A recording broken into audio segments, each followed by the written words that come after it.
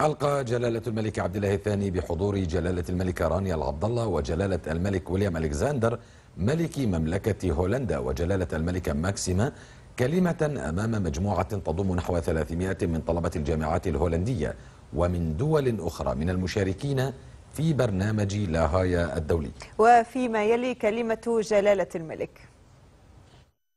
بسم الله الرحمن الرحيم. Your Majesties, Madam Mayor, Excellencies, my friends. Thank you so much for those kind words, and it is truly an honor for me to be back here, and it is no accident that when people everywhere hear the words The Hague, we think of justice and peace. And the world-class program is part of your city's inspiring commitment, especially to the future that we all share. So let me say I am really especially pleased to have this opportunity to speak with students. One of the most satisfying parts of my work is always meeting and talking with your generation, a major part of Jordan's young population, and a truly global force today. I see your energy, I see your concern for the world, and I see a generation with tremendous talent. And there are many ways to use that talent and energy and concern. And I'm here today to talk about only one of them. The deeply urgent need to help the world's people live together in mutual respect. Humanity is filled with diversity, different religions, different communities, different cultures. But every day in the news, we see anti-diversity, sectarian fears and conflicts, people excluding and maltreating those they see as the other, minorities or people of different faith, even women, half of humankind. We hear angry, suspicious hate speech, and then there are also the extremist groups misusing religion in an effort to gain power over people and drive communities apart. And allowing these voices to divide humanity is profoundly dangerous. Our world today is hyperconnected. Global cooperation is absolutely necessary to meet our challenges because our challenges are shared. How can any one country or group protect our borderless environment or stop global epidemics? How can the global economy thrive if we do not work together to heal development gaps and stop chain reaction recessions, or even worse? How can we protect our people if we do not respond in unity to the regional crises that spread desperation and violence worldwide? And how can we do any of it if we don't understand that humanity is one? And I've always been puzzled when moral life is seen as somehow separate from the hard realities of economics and politics and technology. How we live and work together depends on morality, depends on how we live up to our values. And our values support the coexistence that is the only way in a complex world that our countries and peoples can survive and prosper. And I'm talking about mutual respect, tolerance, and compassion. These are my values as a Muslim. I share them with billions of my fellow Muslims around the globe and throughout Islam's history. And we are obviously not alone. And I have no doubt that the golden rule, to treat others as you would be treated, was a principle taught to every one of you here today. Indeed, the three monolithic faiths, Islam, Christianity, Judaism, as well as other world religions, have in common these two greatest commandments: to love God and love our neighbor. And there is no better guide to the peace and justice our world deserves. And students, your generation has a central role, not only because you are humanity's future, but because in our rapidly changing world, you are already a driving force. You have the keys to the car, and we need you to steer us as well.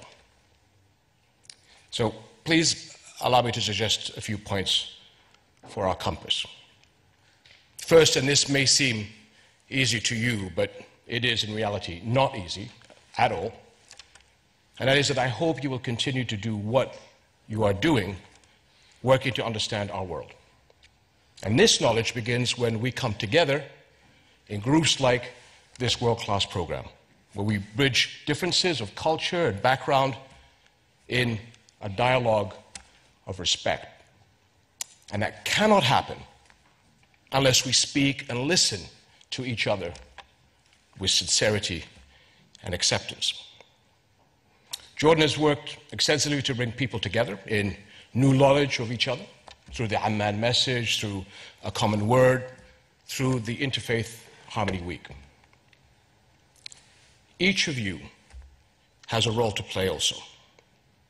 Take what you learn here in world class and put it to work to your community, your classroom, your sports groups, your workplace. Find that person you don't know, someone of a different faith or background. Talk and listen with respect. Continue the dialogue, because you are building the links that hold the world together. Second, keep a healthy suspicion of those who have abandoned the path of dialogue, who tell you the truth is only for the select few, or who try to detour you into the dark corners of the web or the dead end that is hate. Truth is light. It is there for all to see and share. As a Muslim, I can tell you that Muslims are absolutely horrified to see our faith abused and mischaracterized, whether by outlaw groups inside of Islam or Islamophobes. Islam teaches the equal dignity of all human beings. We are taught to recognize our shared humanity in all its diversity. The Prophet Muhammad, peace and blessings be upon him, taught, "None of you believes until he or she loves for thy neighbor what they love for themselves." And he told us, "The All-Merciful is merciful to those who are merciful. Have mercy upon those on earth, and he who is in heaven will be merciful unto you." Those who lie about our faith, or any faith, should never be allowed to divide our world. And the fact is, the threat today is not from any clash of civilizations or religions. The threat is from those who attack our shared future through poisonous ideologies of hate. And in this fight, all moderates of all faiths, of all countries, all ethnic groups are on the same side.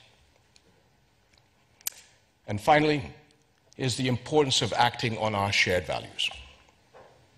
It is our own responsibility, not someone else, to insist on tolerance and mutual respect in day-to-day life, as well as in the future that we're all trying to build. Each one of you, as a citizen and as a neighbor, can be a role model of compassion and leadership, and help your communities and groups act with fairness as well as respect. Each one of you can speak out when you see mistreatment of others or experience it yourself. And each one of you can help spread the values on which our world depends. I know from the fact that all of you are here today that you'll care about global problems. Each one of you and other young men and women around the world can take that concern and make a difference. It is you who can energize the international community to act on our shared values, whether in supporting sustainable development or addressing environmental threats or finding inclusive political solutions to the regional conflicts that have caused desperate refugees to flee. But above all, we must fight the exclusion of any people, especially young people, from the promise of our age. Let us give everyone a stake in a future of justice, mutual respect, and prosperity, as well as peace. Jordanians acted on our values of compassion when millions of Syrian refugees fled the violence in their country beginning of 2011. We currently have 1.3 million Syrian refugees, and that's 1 for every 5 Jordanians. And this is in addition to millions of other refugees from other crises. Now we depend on our friends to act on their values, to relieve our overburdened people and give them hope for the future, and also to prevent a lost generation among Syria's future citizens.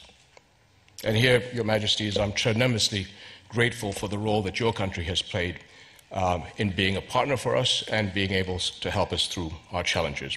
Truly, to you and to your people, a sincere thanks. Global action on shared value is also critical, especially when it comes to ending conflict. The failure to resolve the Palestinian-Israeli crisis has created mistrust worldwide, fueling instability and radicalization. Young Palestinians want to know, why does not global justice apply to them? They and their Israeli counterparts deserve a lasting peace that will set their futures free. That won't come by one side taking unilateral actions, nor will it come by threats to the holy city of Jerusalem, which must be a unifying city of peace.